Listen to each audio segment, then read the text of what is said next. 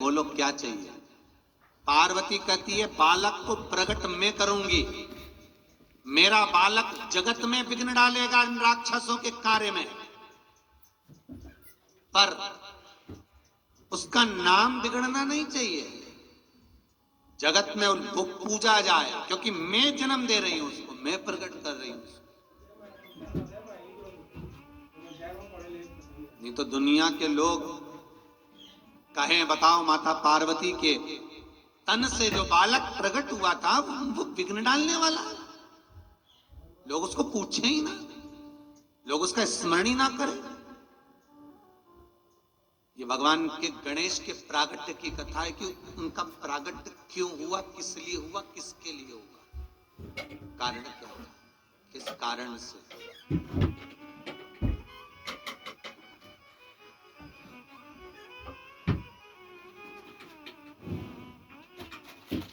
भगवान शिव कहते हैं पार्वती सुन,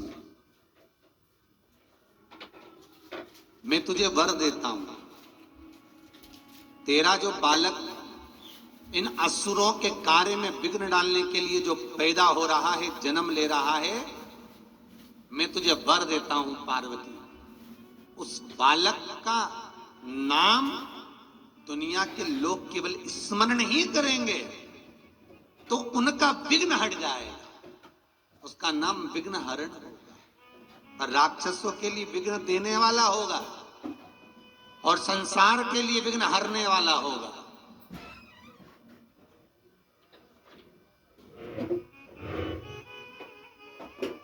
एक साधारण सी कथा लोग कह देते हैं कि गणेश जी का जन्म हुआ, क्यों हुआ? तो कहा उपटन लगाया था माता जी ने, तन पे से निकाल लिया, पुतला बना लिया, स्नान करने जा रही थी, उसमें प्राण दे दिए, दरवाजे का द्वारपाल बन गया वो विनायक, और शंकर जी ने उसका सिर काट दिया, बस गणेश जी का जन्म हो गया। अरे कारण क्या था गणेश के जन्म का?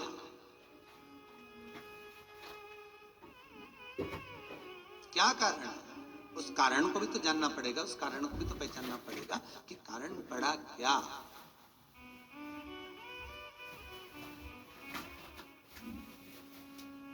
महाराज जगत जननी तुम चिंता ना करो, तुम्हारे बालक का नाम मात्र लोग लेंगे, उनका विघ्न हर जाएगा, उनका विघ्न समाप्त हो जाएगा, उसका नाम विघ्न हरण होगा, लोग उसे विघ्न हरता कहेंगे, तुम चिंता ना करना। पार्वती जी ने कहा बालक ऐसा प्रकट करूंगी जो असुरों के कार्य में विघ्न डालेगा, और एक बार अगर विघ्न डाल दिया तो असुर उस विघ्न के कारण कभी सफल हो ही नहीं पाएगा। भगवान शिव कहते हैं क्या चाहती हो पार्वती?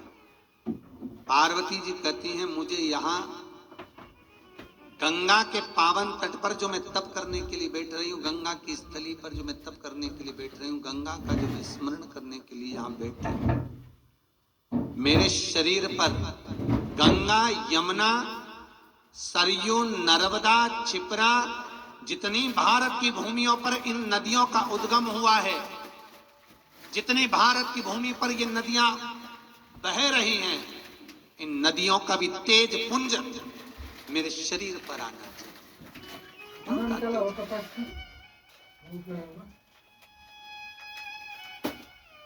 मेरे शरीर पर आना, ठीक है। भगवान शिव ने देखा कि पार्वती अब तप करने के लिए बैठ रही, साधना। एक बहुत सुंदर सा प्रसंग कहूंगा मैं आपको, आप माने ना माने ये आपका मन, पर सत्य वचन शिव महापुराण का एक भाव आपके जीवन में होना चाहिए।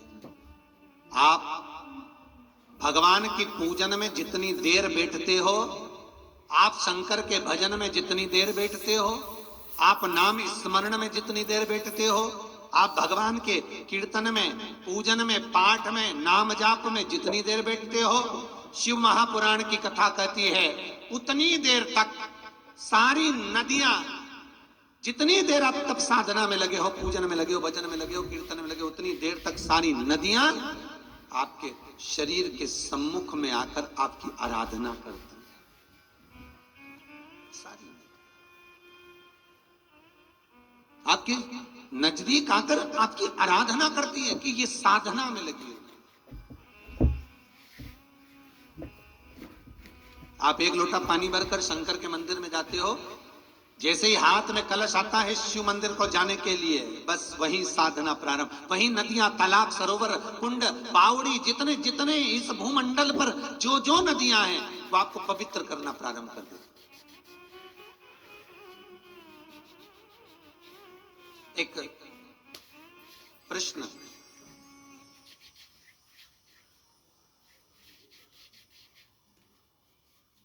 किसी ने बिहार से प्रश्न करा है, कलयुग में क्या शंकर जी आते हैं? एक किसी ने बिहार से प्रश्न करा है, वो मैसेज समीर जी के मोबाइल से अगर टीवी चैनल वालों के पास में पहुंचाएं और वो दिखाएं। प्रश्न है बिहार, क्या कलयुग में शंकर जी आते हैं? और आते हैं तो किस रूप में आते हैं? उसके लिए उत्तर देना चाहूंगा। जिन बहन जी ने, जिन भाई ने इस प्रश्न को किया है वो ध्यान से सुनना। आता वो है जो गया हुआ। बहुत ध्यान से सुनना। भगवान विष्णु बैकुंठ में रहते हैं, तो आप प्रश्न कर सकते हो क्या नारायण बैकुंठ से पृथ्वी पर आते हैं, कलयुग में आएंगे? आप ये प्रश्न कर सकते हो। आप ये प्रश्न कर सकते हो क्या ब्रह्मा आएंगे? आप ये प्रश्न कर सकते हो क्या इंद्र आएंगे?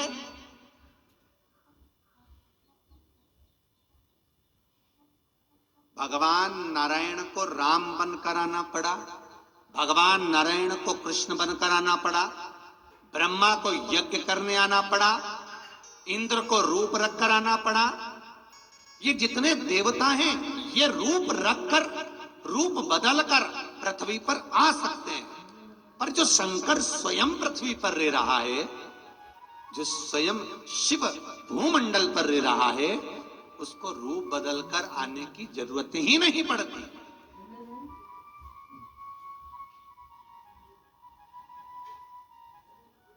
वो तो ऑलरेडी है। सतयुग में भी था, त्रेता में भी था, द्वापर में भी था और कलयुग में भी है। वो है। ये काशी सतयुग में भी थी, त्रेता में भी थी, द्वापर में भी थी और कलयुग में भी है। और कलयुग में नष्ट हो जाएगा तो भी फिर सतयुग आएगा तो काशी वहीं की वहीं मिलेगी। शंकर नष्ट नहीं होता, शंकर वही है। और अगर शंकर नहीं होता, शिव नहीं होता, अगर शिव वहां है ही नहीं समझ लो, तो ये प्रसंग आया है बोकारो झारखंड से। किसी भाई ने प्रश्न, एक बहुत सुंदर बात कही है बोकारो झारखंड से, कि मेरी माताजी को कैंसर जैसा रोग है। वो माताजी का फोटो भी भेजा है। मेरा चैनल वालों से निवेदन है उस फोटो को दिखाएं जो बोकारो झारखंड से आया है। माताजी को कैंसर है, डॉक्टर जवाब दे दिए थे। और ये बोकारो झारखंड से माताजी का फोटो आया होगा टीवी चैनल पर। मेरा निवेदन है वो फोटो भी दिखाएं और वो मैसेज भी दिखाएं जिसमें लिखकर भेजा है कि ये माताजी को कैंसर होने के बाद जब डॉक्टर जवाब दे दिए, केवल शंकर का अनुमोदन कर कर, केवल शिव महापुराण का स्मरण कर कर वो माता आज ठीक होकर पलंग पर बैठी है, केवल स्मरण कर कर। उसका फोटो जरूर दिखाएं जो बोकारो झारखंड से आया। केवल शिव का भजन कर कर, केवल शिव का स्मरण कर, केवल शंकर का अनुमोदन कर कर। उस बालक ने मैसेज में लिखा है, सारी दुनिया से जब हार गए, एक बार चैनल चेंज करते करते शिव महापुराण पर पहुंच गए और वो शंकर ऐसा चित्त वृत्ति में इन माता जी के बैठ गया जपती रही श्री शिवाय नमस्तुभ्यम, श्री शिवाय नमस्तुभ्यम। जो पलंग पर सड़ रही थी, पड़ी हुई थी, उठ नहीं सकती थी, वो आज उठकर आपके सामने उसका फोटो दिखा रहा है। आज उठकर बैठी। फिर निवेदन करूंगा, जहां जगत हार जाता है महाशिव आकर खड़ा हो जाता है। पर विश्वास रखकर शंकर की शरण जरूर जाना। शिव की चरणारविंद का अनुमोदन जरूर करना।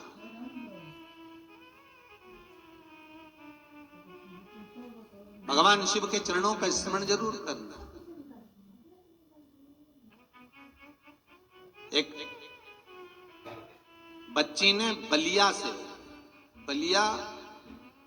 एक बच्ची ने लिखकर भेजा है कि भगवान शंकर की कथा हम जब से सुन रहे हैं तब से अगर हमारे घर में किसी की तकलीफ भी होती है तो शिव जी का स्मरण कर कर, शिव पोथी का स्मरण कर कर, शंकर का नाम लेकर हम पानी भी दे देते हैं तो वो अमृत बन जाए। ये आपका विश्वास है शंकर का। वो बच्ची का मैसेज भी जो आया था वो टीवी चैनल पर अवश्य दिखाएं, जिस लड़की ने भेजा उसको बलिया से। केवल स्मरण आपका विश्वास, यहाँ कोई जादू नहीं है, यहाँ कोई टोना नहीं है। ना यहाँ पर हम जादू टोना करना जानते हैं, यहाँ तो केवल शंकर की कथा है। ये वेद पुराण है, ये शास्त्र है और ये कथा है। कथा में जो आ गया आपने करा, आपको लाभ मिल गया, आपकी जीवन सफल हो गया। शंकर पर विश्वास रखकर करोगे तो वो बंजर भूमि पर भी फूल खिला देता। बंजर भूमि,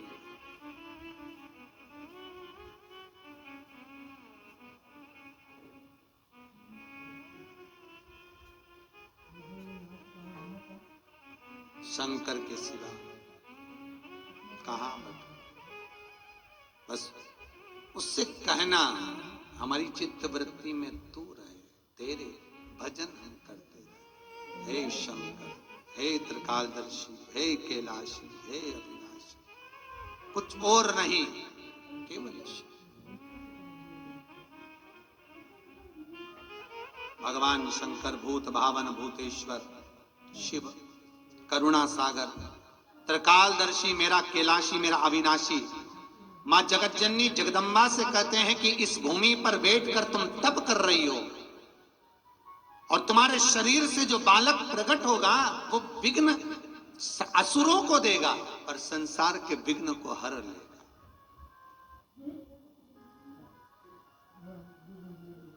इसलिए भगवान गणेश का एक नाम मंगल मूर्ति है, जो हर जगह पर मंगल ही करता है, हर जगह पर मंगलमय है। भगवान शिव गए तो ये प्रश्न जो आपने करा है दीदी, किसी ने, शिव कलियुग में आते हैं? वो तो सतयुग में भी था, वो त्रेता में भी था, वो द्वापर में भी था, वो कलयुग में भी है। और आता वो है जो चला गया। भगवान कृष्ण के चरण में बाण लगा, भगवान चले गए। राम जी ने सरयू का अधिवास करा, राम चले गए। पर जो आज जन्मा है, जिसका जन्म ही नहीं हुआ, जो अमर गुफा में बैठकर जगत को अमर कथा सुना देता है, वो अमर बिंदु, मेरा अमरनाथ, मेरा बाबा भोलेनाथ सदा अमर बनकर बैठा है, तो वो जाता ही नहीं।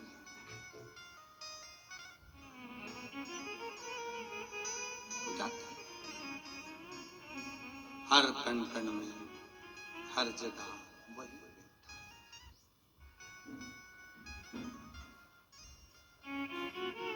हर जगह सर्वस्व। भोले तेरे नाम